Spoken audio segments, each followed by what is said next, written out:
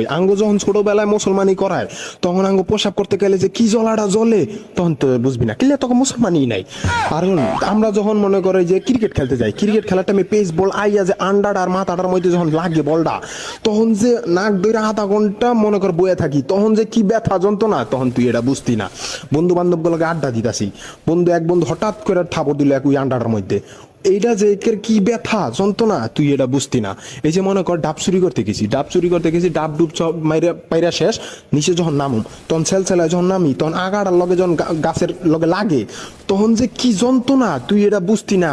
এই যে মনে কর হুন্ডা চালাইতে চালাইতে হঠাৎ করে মনে কর ব্রেক করলাম, আন্ডাটার মধ্যে হলে হলে বাবরা ধীরে ধীরে বাবরা হে হে হে হে হে হে হে মনের ভিতরে গান লাগা জায়গা, কিন্তু মনে কর নাক ধরে আধা ঘন্টা বয়ে থাকতে হয়। এটার যে ব্যথা যন্ত্রণা এটাও তারা বুঝতি না। তো তগো ব্যথা আমরা বুঝতাম না, আঙ্গ যে আন্ডার ব্যথাটা এটাও তারা বুঝতি না। ঠিক আছে, তখন তোলে রেসপেক্ট করা দরকার। তোমার ব্যথাও আমি রেসপেক্ট করি, আমার ব্যথাও তুমি রেসপেক্ট করো। আর তুলনা দিবা না কখনো বান্ধবী, ঠিক আছে?